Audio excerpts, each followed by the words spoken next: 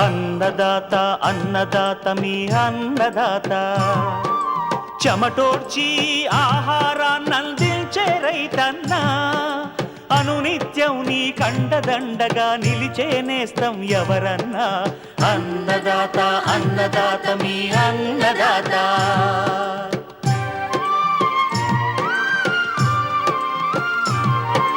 నూతన రీతుల సాగుబడికి, నూరింతలు పెరిగే దిగుబడికి సూచనలిచ్చే సస్య రక్షణకు, పశు పోషణకి శాస్త్ర విజ్ఞానం అందించి ముందుకు నడిపే తెలుగు రైతు భారతదేశానికి మకుటం అయ్యేలా తీర్చిదిద్దే ఆశయంతో మిమ్ము మేలు కొలిపేది అన్నదాత. అన్నదాత అన్నదాత మీ అన్నదాత. అన్నదాత అన్నదాత మీ అన్నదాత. అన్నదాత ప్రేక్షకులకు నమస్కారం. ఈనాటి ముఖ్యాంశాలు. ఉత్తర కోస్తా జిల్లాలో ఖరీఫ్ వేరుశనగ సాగు వివరాలు. మామిడి తోటను లాభదాయకంగా సాగు చేసిన పాలమూరు రైతు. కూరగాయల విత్తనోత్పత్తిలో మెళకువలు. ఇంకా జై కిసాన్ వ్యవసాయ సమాచారం.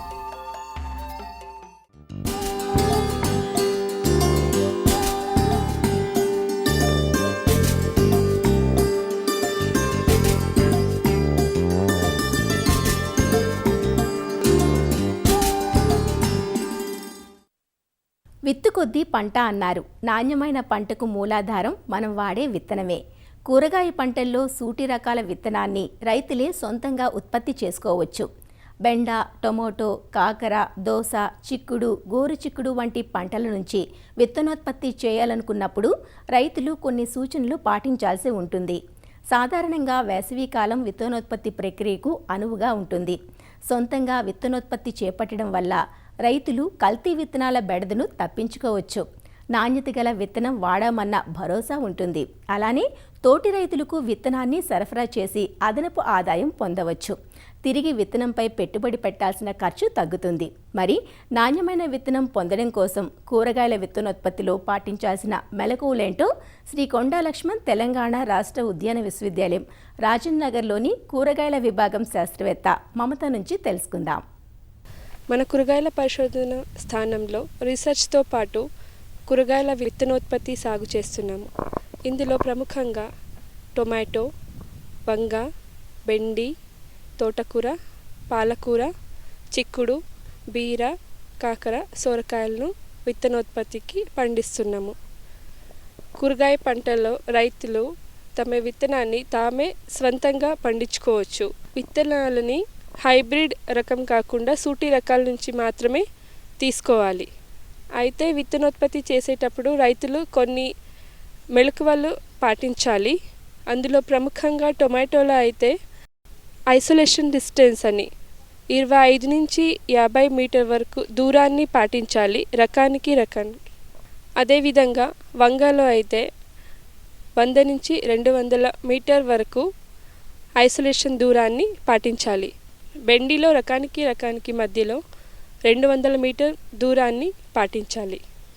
అదేవిధంగా పాలకూర మరియు తోటకూరలో 1000 నుంచి 1500 మీటర్ దూరాన్ని పాటించాలి. టొమాటోలో నాటిన 60 నుంచి 70 రోజులకు కోతకొస్తుంది. ఇందులో బాగా ఎర్రగా పండిన పండ్లను కోసుకొని ఒక సిమెంట్ తొట్లలో వేసి దాన్ని బాగా తొక్కాలి. తొక్కి ఒకరోజు ఫర్మెంటేషన్ కోసమని మూత పెట్టి వదిలేయాలి.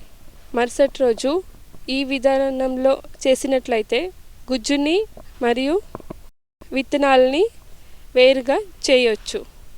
ఇలా చేసినట్లయితే మరుసటి రోజు గుజ్జుని గింజ నుంచి వేరు చేయొచ్చు.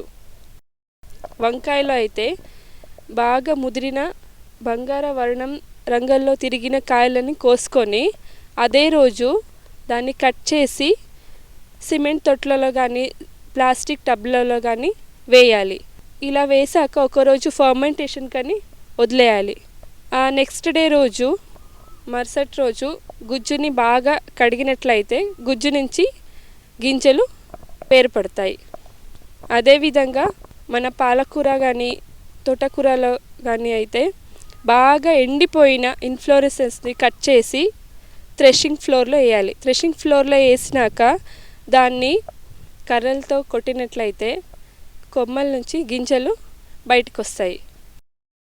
అదేవిధంగా మన చిక్కుడులో అయితే బాగా ఎండిన కాయలని కోసుకొని థ్రెషింగ్ ఫ్లోర్లో వేయాలి. ఇలా వచ్చిన గింజలను తూర్పార పెట్టి మంచిగా వచ్చిన గింజలని శుభ్రం చేసుకోవాలి. అదేవిధంగా మన పప్పు దోసలో బాగా బంగార వర్ణంలో తిరిగిన కాయలని సెలెక్ట్ చేసుకొని కోసుకున్న తర్వాత దాన్ని కట్ చేసి ఇలా తీసిన గింజల్ని 8 నుంచి 10% తేమ వచ్చేంత వరకు నీడలో ఆరబెట్టుకోవాలి. ఇలా చేసినట్లయితే కూరగాయల విత్తనాలను సురక్షితంగా 6 నెలల వరకు నిల్వ చేసుకోవచ్చు.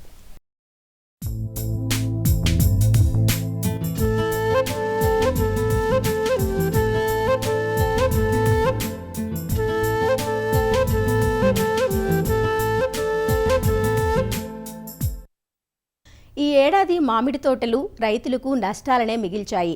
అధిక శాతం తోటలు ఆలస్యంగా ఫిబ్రవరి మార్చి మాసాల్లో పూతకు రావడంతో వేడి వాతావరణానికి నిలబడక పూత పిందె నేలరాలింది. అయితే సేంద్రీయ వ్యవసాయం చేపట్టిన తోటల్లోనూ మంచి యాజమాన్యం సమయానికి చేపట్టిన తోటల్లోనూ వివిధ రకాలను మేళవించి సాగు చేసిన తోటల్లోనూ మంచి ఫలసాయం పొందినట్లుగా రైతుల అనుభవాలు చెబుతున్నాయి. అలాంటి అదృష్ట ఫలాలనే అందుకుంటున్నారు పాలమూరుకు చెందిన రైతు కొంగలి జగ్గయ్య. ఏటా తన 12 ఎకరాలను 5 లక్షలకు కౌలుకిచ్చే ఆ రైతు ఈసారి 7 లక్షలకు ఇచ్చి మంచి లాభాలు అందుకున్నారు. ఆ రైతు అనుభవాలు ఇప్పుడు చూద్దాం.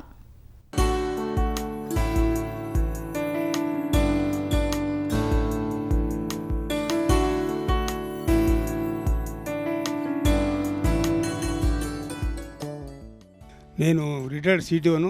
ఉద్యోగ విరమణ చేసిన తర్వాత నేను 1994లో 10 భూమిని కొనుక్కోవడం జరిగింది. అప్పటి నుంచి ఓ 3-4 ఇయర్స్ వ్యవసాయం చేసి వ్యవసాయం నష్టం రావడం వల్ల 98లో అగ్రికల్చర్ డిపార్ట్మెంట్ వాళ్ళ సలహా మేరకు సంగారెడ్డికి పోయి మొక్కలు లేవడం జరిగింది. ఈ 12 ఎకరాలలో నేను 600 చెట్లు నాటిన 30 ఫీట్ల బెడంలో. కొన్ని దాన్ని చనిపోయినాయి. ప్రతి సంవత్సరం మేము 4-5 లక్షలకు లీజుకి ఇచ్చేవాళ్ళము. అప్పుడు తర్వాత ఈ కరోనా వచ్చిన తర్వాత 3 సంవత్సరాలు వరుసగా ఏ పంట రాలేదు. అన్ని నష్టాలు పెట్టడం లేదు. కానీ ఈ సంవత్సరం ఈ 600 చెట్లకు నేను లీజ్ గీయడం జరిగింది. కొల్లపూర్ వాళ్ళకు 7 లక్షలకు ఇచ్చిన. 7 లక్షలు ఇస్తే వాళ్ళు దాదాపుగా ఇంతవరకు 10 లారీలు ఎక్స్పోర్ట్ చేసిండ్రు బాంబేకు. బాంబే నుంచి వేరే కంట్రీస్కి ఎక్స్పోర్ట్ చేస్తారంట. వాళ్ళకు రేటు ఈసారి 80,000కి వెళ్ళి 1,25,000 వరకు రేటు పలికింది. వాళ్ళకు చాలా బాగుంది. హార్టికల్చర్ డిపార్ట్మెంట్ వాళ్ళ సలహా ప్రకారంగా నేను ఒక ఫామ్ పంటను నోక్కున్నా. 150 ఫీట్ల వెడంలో ఉంది. అందులో 90 lakhs లీటర్స్ కెపాసిటీ గల ఫామ్ పండు ఉంది. ఆ ఫామ్ పండుకు 2-3 మోటార్ల నీళ్ళని దాంట్లో వేస్తాము. ఆ నీళ్ళన్నీ తర్వాత మేము తోటలకు వాడుకుంటాము. దీంతో పాటు చిన్న తోట నేను 10 ఏళ్ళ కింద ఒక చిన్న తోట పెట్టినా. అది కూడా క్రాప్కి వచ్చింది. చాలా బాగా ఉంది. అది రెండు కలిసి మాకు దాదాపుగా ఒక 10-15 లక్షలు సంవత్సరానికి రాబడి వస్తుంది మాకు. తర్వాత 1 ఎకరాలో నిమ్మ పెట్టిన. తర్వాత 1 ఎకరాలో నేరేడు పండ్లు పెట్టినాం. ఒక 2.5 ఎకరాల్లో జామ పెడుతున్నాం ఇప్పుడు. తర్వాత మళ్ళీ ఇంకో 2 ఎకరాల్లో అదే మామిడి పెడదామని చెప్పి ప్లాన్ చేసి పెట్టినాము. ఈసారి మొక్కలు మాట్లాడొచ్చిన సంగారెడ్డిలో ఈ వర్షాకాలం ప్రారంభంలో ఆ చెట్లు పెట్టడం జరుగుతుంది. మాకు మామిడి తోట పెట్టినందుకు ఏ చీకు చింత లేదు. లీజుకి ఇచ్చేస్తాము, వాళ్ళే చూసుకుంటారు. మా రిస్క్ లేకుండా మాకు సంవత్సరానికి పెట్టుబడి వస్తుంది. మాకు చాలా హాయిగా ఉంది. ఈ సంవత్సరం చాలామంది తోటలు పీడచీడలు వచ్చి పోయినవి. కానీ మా తోట మాత్రం చాలా మంచిగా విరగాసింది. ఆ పూతప్పుడు దాని ఖాతా పిందెలు రాలకుండా అన్ని మంది బాగా చూసుకున్నందుకు చాలా మంచిగా ఖరాబ్ వచ్చింది. తెలంగాణ నుంచి ఎక్స్పోర్ట్ పర్మిషన్ ఇచ్చినందుకు చాలా బాగుంది. ఎక్స్పోర్ట్ ఉన్నందుకు రేట్లు కూడా బాగా వస్తున్నాయి. తోటల యజమాని కూడా చాలా మంచిగా హ్యాపీగా ఉన్నారు. ఆ ఎక్స్పోర్ట్ ఇవ్వడం వల్ల రేటు కూడా జంప్ అయింది బాగా. ఒక లారీలో 9 టన్నులు వస్తుంది. 9 లారీలకు 10 లారీలకు 90 టన్నులు అట్లా వస్తుంది.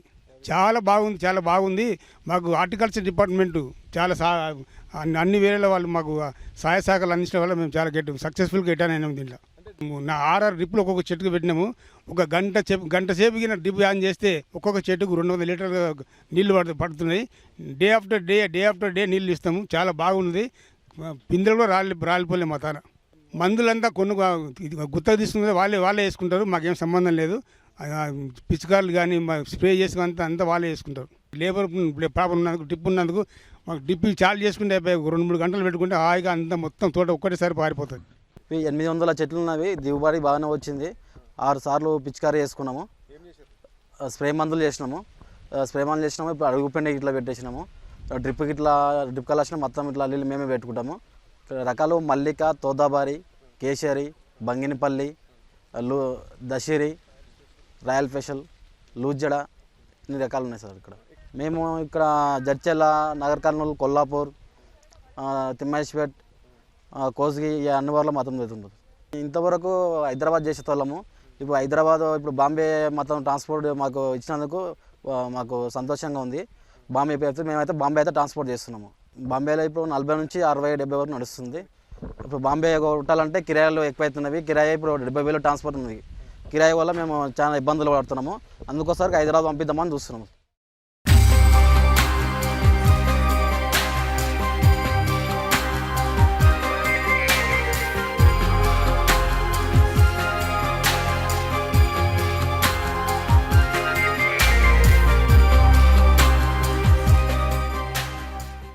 నూనె గింజల పంట సాగులో ప్రథమ స్థానంలో ఉంది వేరుశనగ. వేరుశనగను సంవత్సరం పొడవునా 3 కాలాల్లోనూ తేలికపాటి నేలల్లో సాగు చేసుకునే అవకాశం ఉంది. ఉత్తర కోస్తా జిల్లాలైన ఉమ్మడి శ్రీకాకుళం, విజయనగరం, విశాఖపట్నం జిల్లాల్లో ఖరీఫ్ వేరుశనగను అధిక శాతం వర్షాధారంగానే సాగు చేస్తారు. వేరుశనగలో పలు రకాలు అందుబాటులోకి వచ్చినా ఇంకా పాత రకాలనే వాడటంతో పాటు చీడపీడల వల్ల దిగుబడులు తగ్గుతున్నాయి. మేలు రకాన్ని ఎంచుకొని మంచి యాజమాన్యం జోడిస్తే వేరుశనగ నుంచి ఎకరాకు 25 క్వింటాళ్ల అధిక దిగుబడులు పొందే అవకాశం ఉంది. మరి వానాకాలంలో వేరుశనగ సాగు చేసే రైతులు ప్రాంతాలకు అనువైన రకాలను ఎంపిక చేసుకోవడంతో పాటు మేలైన యాజమాన్యాన్ని పాటించాలంటూ వివరాలు తెలియజేస్తున్నారు ఆచార్య ఎన్జీ రంగా వ్యవసాయ విశ్వవిద్యాలయం, శ్రీకాకుళం జిల్లా Amadalavalasa Krishi Vigyan Kendra programme coordinator doctor D Chinnamanaidu. ఇక్కడ శ్రీకాకుళం, విజయనగరం, విశాఖపట్నం జిల్లాలో ఖరీఫ్ పంట కాలంలో వేరుశెనగ వేయటం జరుగుతుంది.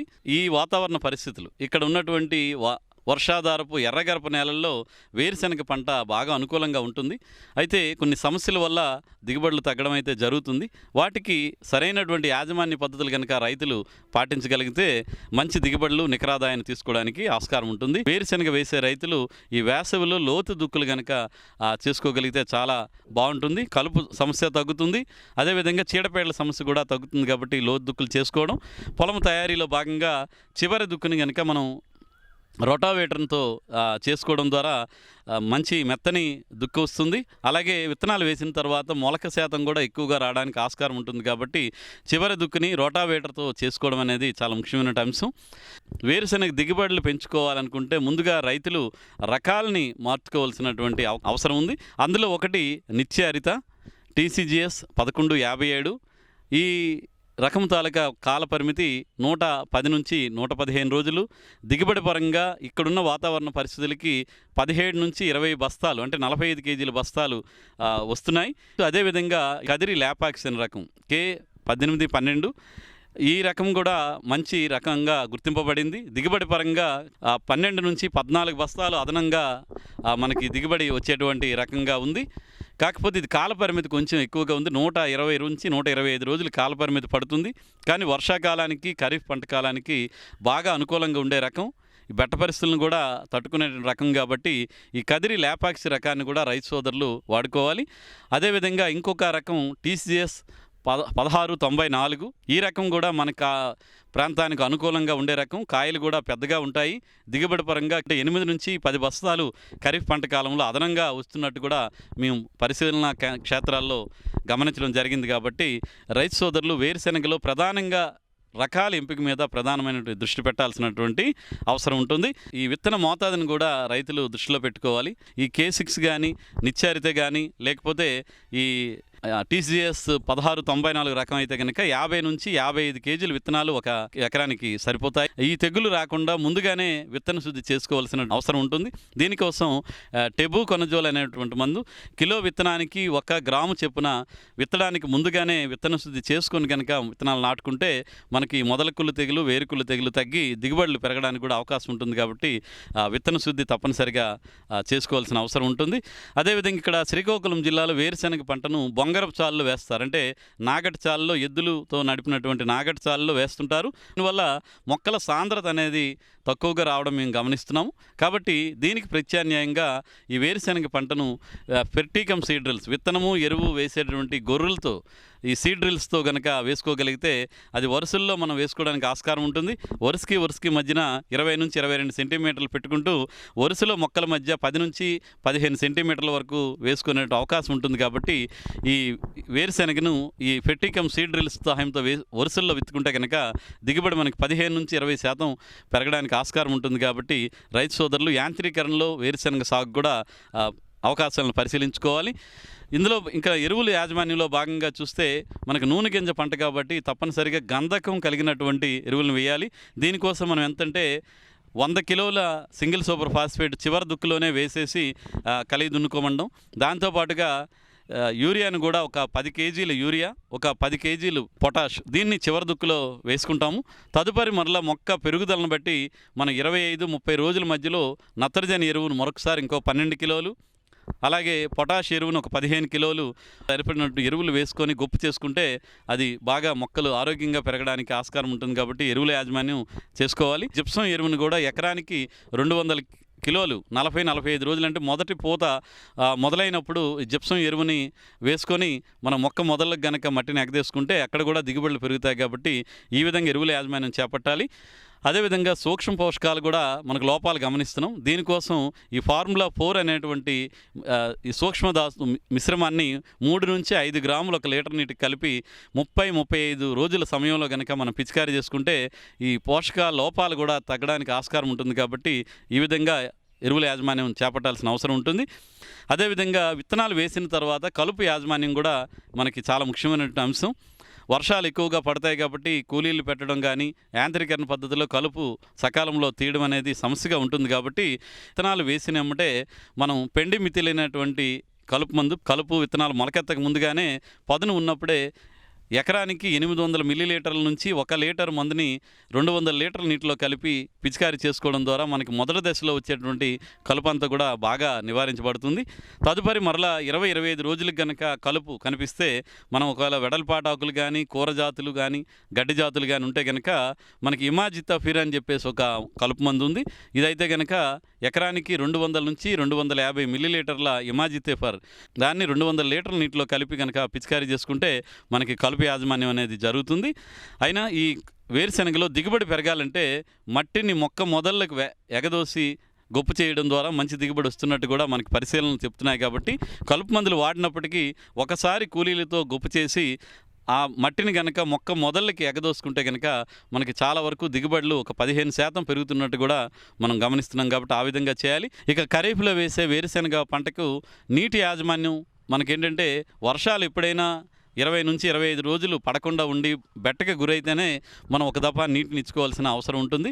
లేకపోతే వర్షాకాలంలో మనకున్న వాతావరణ పరిస్థితులకి ఎప్పుడు కూడా నీరు ఇవ్వాల్సిన అంత అవసరం ఉండదు. కాకపోతే మొదటి దశలో మనకి జూలై నెలలో ఒక్కోసారి ఈ బెట్ట పరిస్థితులు వస్తాయి. కాబట్టి ఒక తడి తప్పనిసరిగా ఇచ్చుకోవాల్సిన అవసరం ఉంటుంది. ఎప్పుడైనా కానీ పంట ఈ పూత దశలోనూ అలాగే కాయలు నిండుతున్నటువంటి దశలో అలాగే ఓడలు దిగుతున్నటువంటి దశలో ఎట్టి పరిస్థితుల్లో కూడా నీటి ఎద్దడి లేకుండా మరి చూసుకోగలిగితే ఇక్కడ మనకు ఉన్నటువంటి వాతావరణ పరిస్థితుల్లో ఖరీఫ్లో కూడా మనం 20 నుంచి 22 బస్తాలు 45 కేజీల బస్తాలని తీసుకోవడానికి ఆస్కారం ఉంటుంది. కాబట్టి ఈ చీడపేడల యాజమాన్యంలో భాగంగా ఏంటంటే మనకి ఎక్కువగా ఈ ఖరీఫ్ పంట కాలంలో పొగాకు లద్దె పురుగు వస్తుంది.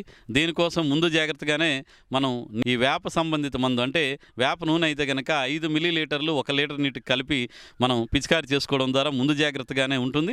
ఒకవేళ పొగాకు లద్దె పురుగు కనుక ఆశించి అంటే ఆకులు తినేయడం జల్లెడ ఆకులు కనిపించడం కానీ కనిపిస్తే ఎమామిక్టిన్ బెంజియేట్ అనేటువంటి మందును 0.5 గ్రాములు 1 లీటర్ నీటికి చొప్పున కలిపి మనం పిచికారీ చేసుకోవడం ద్వారా ఈ పొగాకు లద్దె పురుగుని మనం సమర్థవంతంగా నివారించుకోవచ్చు. అదేవిధంగా ఈ వేరుశెనగలో పంట తీసేటప్పుడు కూడా కూలీల ఖర్చు చాలా ఎక్కువ అవుతుంది కాబట్టి పంట తీయడానికి కూడా ఇప్పుడు యంత్ర పరికరాలు అందుబాటులో ఉన్నాయి. డిగ్గర్స్ అని చెప్పేసి ట్రాక్టర్తో నడిచేటువంటి యంత్ర పరికరాలు అందుబాటులో ఉన్నాయి. వాటితో గనక చేస్తే మొక్కలన్నీ కూడా పైకి పీకేసం జరుగుతుంది. లేదా మల్టీ క్రాప్ థ్రషర్స్ కూడా ఇప్పుడు అందుబాటులో ఉన్నాయి. వాటితో కనుక మనం చివర నూర్పిడి చేసుకుని కాయలు వేరు చేస్తే అక్కడ కూడా కూలీల సమస్య తగ్గించుకొని మంచి నికరాదాయం తీసుకోవడానికి ఆస్కారం ఉంటుంది. కాబట్టి ఖరీఫ్లో వేసేటువంటి వేరుశనగలో ఈ జాగ్రత్తలను పాటించాల్సిందిగా రైతు సోదరులని కోరుతున్నాను.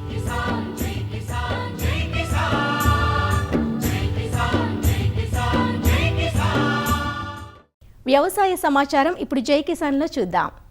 ప్రొఫెసర్ జయశంకర్ తెలంగాణ రాష్ట్ర వ్యవసాయ విశ్వవిద్యాలయం ఆధ్వర్యంలో రాష్ట్రంలోని ప్రాంతీయ పరిశోధనా స్థానాలు కేవీకేలో విత్తనమేళా కార్యక్రమం జరిగింది. ఈ సందర్భంగా నాగర్ కర్నూలు జిల్లా పాలెం ప్రాంతీయ వ్యవసాయ పరిశోధనా స్థానంలో రైతులు శాస్త్రవేత్తల ముఖాముఖి కార్యక్రమాన్ని ఏర్పాటు చేశారు. ఇక్కడి పరిశోధనా స్థానం నుంచి ఉత్పత్తి అయిన విత్తన రకాలు, వాటి గుణగణాలపై రైతులకు అవగాహన కల్పించారు. అలాగే రైతులకు అవసరమైన విత్తనాలను సిద్ధం చేశారు. దాదాపు నెల రోజుల పాటు విత్తన పంపిణీ చేయనున్నట్లు అధికారులు వివరించారు. ఈ మేళాలో రైతులు అధిక సంఖ్యలో పాల్గొని తమకవసరమైన విత్తనాలను కొనుగోలు చేశారు. గత 6 సంవత్సరాల నుంచి ప్రతి సంవత్సరం కూడా తప్పనిసరిగా రైతులకు విత్తన మేళ ఏర్పాటు చేస్తూ దూర ప్రాంతాలకు వెళ్ళలేని రైతులందరికీ కూడా విత్తన మేళకు వచ్చిన ప్రతి రైతుకు అందుబాటులో ఉన్న మేలు రకమైన సంకరజాతి రకాలైన ప్రతి పంటలో కూడా వారికి అందుబాటులో ఉంచి అమ్మడం జరుగుతుంది. రైతుల దిగుబడిని పెంచాలి, చీడపీడలు తట్టుకునే రకాలను రైతులకు విశ్వవిద్యాలయం తరపున అందజేయాలన్న ఒక ఉద్దేశంతో విశ్వవిద్యాలయం తరపున మేము ఈ కార్యక్రమాన్ని చేపట్టడం జరుగుతుంది. తెలంగాణ సోనా రకాన్ని మేము విక్రయిస్తున్నాము. 20 కిలోల బ్యాగు 880 రూపాయలు ఉంటుంది. అదేవిధంగా ఆముదము PCH 111 అనే రకము, ఇది 2 కిలోల బ్యాగు 500 రూపాయల ధరగా ఉంటుంది. తెల్ల జొన్నలు CSV 31 అనే రకము 3 కిలోల పాకెట్ ఉంటుంది. 225 రూపాయలకు ధర కలిగి ఉంటుంది అది.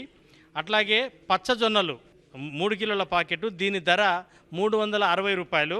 అదేవిధంగా కందులు తేలికపాటి మేళలలో స్వల్పకాలిక రకం, ఇది PRG 176 అనే రకము, ఇది కూడా 3 కిలోల పాకెట్. ఇవన్నీ కూడా 1 ఎకరానికి సరిపోతున్నాయి. ఇది విత్తనం అంతా కూడా. కందుల ధర 3 కిలోల బ్యాగు ధర 390 రూపాయలుగా విక్రయిస్తున్నాము. ప్రైవేటు వాళ్ళ విత్తన సంస్థలతో పోల్చుకుంటే ప్రొఫెసర్ జయశంకర్ వ్యవసాయ విశ్వవిద్యాలయం వారు రైతుల కోసము చాలా తక్కువ ధరలో ఈ మేలు రకమైన విత్తనాలన్నీ కూడా విక్రయించడం జరుగుతుంది. కాబట్టి రైతు సోదరులు ఈ అవకాశాన్ని వినియోగించుకోవాలి. మా ప్రాంతీయ పరిశోధన స్థానంలో దాదాపు 1 నెల రోజుల వరకు ఈ విత్తనం విక్రయించడం జరుగుతుంది. ప్రతిరోజు ఉదయం 10 గంటల నుంచి సాయంత్రము 4 గంటల వరకు విత్తనాన్ని విక్రయించడం జరుగుతుంది.